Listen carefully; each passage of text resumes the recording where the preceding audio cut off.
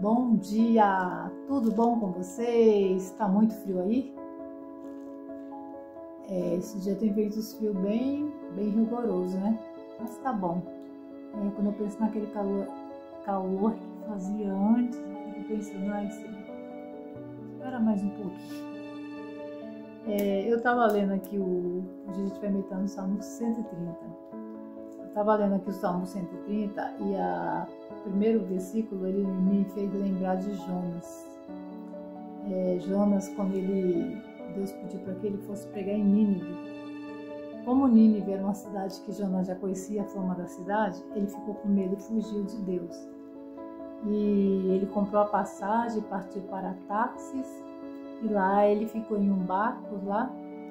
E quando de repente Jonas estando naquele barco, começou a acontecer uma tempestade muito forte e aquele barco parecia que ia afundar e aquele marinheiro começou a ficar desesperado e queria saber o que estava acontecendo. Aí até que Jonas chegou para ele e falou: olha, eu fugi de Deus e vocês podem me jogar no mar, porque enquanto eu não voltar para Deus, essa tempestade não vai passar. O interessante é que aqueles homens temiam Deus, a Deus de Jonas, ao Deus que Jonas servia, tanto que eles não quiseram fazer isso, mas eles precisavam salvar a vida deles. Então eles jogou Jonas no barco, só que Jonas, no momento que ele foi jogado, Deus já preparou um peixe para que engolisse ele. E eu fico imaginando que quando Jonas ele estava lá dentro daquele peixe, o quanto que ele começou a pensar no que ele tinha feito. Poxa, eu fugi de Deus, eu não deveria ter feito isso. E agora, o que vai acontecer comigo? Será que eu vou morrer? Porque muitas vezes a gente lembra de Deus nesses momentos, né? Quando é os momentos mais difíceis da nossa vida, né? E Jonas, naquele momento, ele orou a Deus. E Deus ouviu a oração dele. E o livro de Jonas descreve que Jonas pegou e vomitou, porque o peixe vomitou Jonas da barriga dele, em terra firme. E aí Jonas foi lá e foi pregar.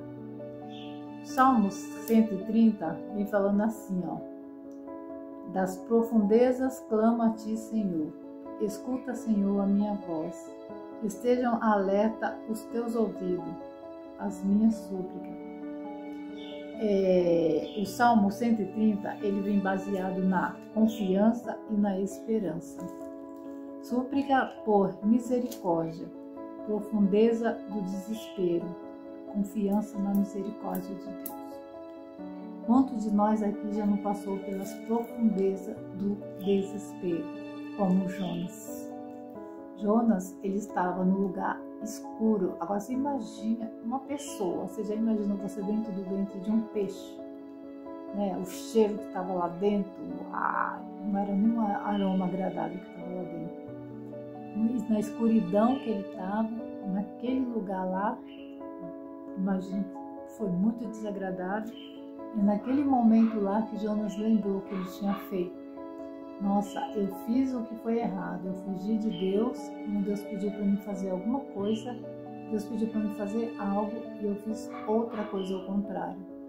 Só que naquele momento a palavra de Deus fala que Jonas ele orou dentro do ventre do peixe e o peixe vomitou ele, terra firme, e aí ele foi pregar a palavra de Deus em mim.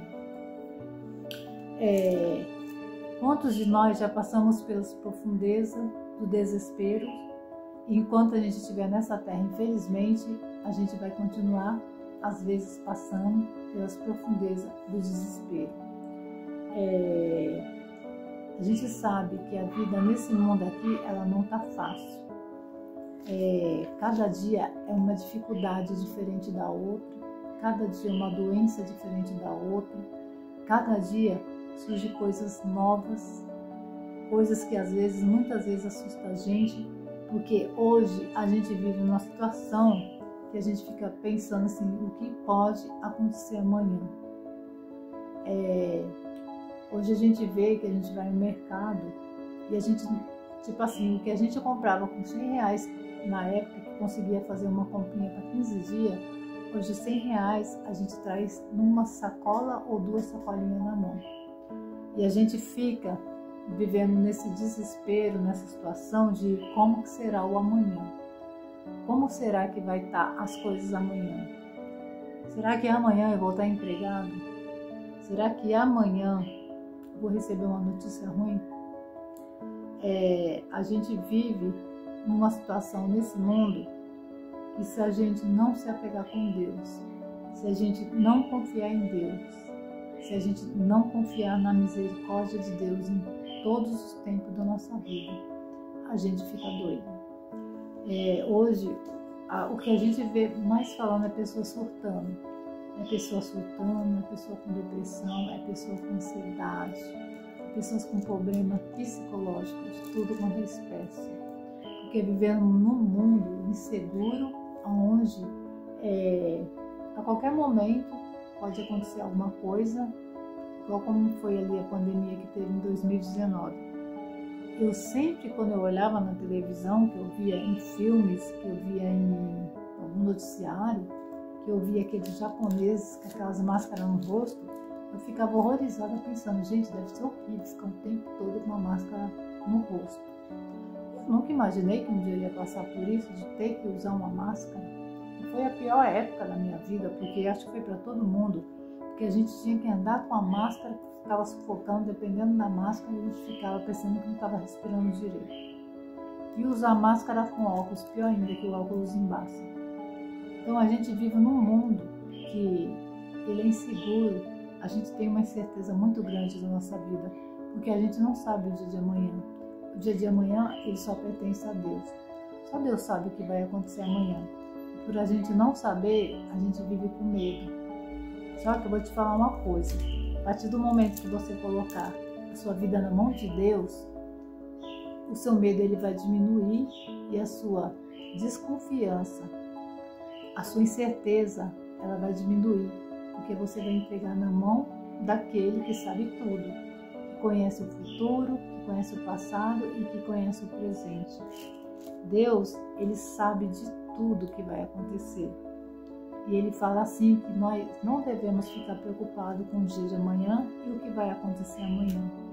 Deus fala que basta para cada dia o nosso próprio mal.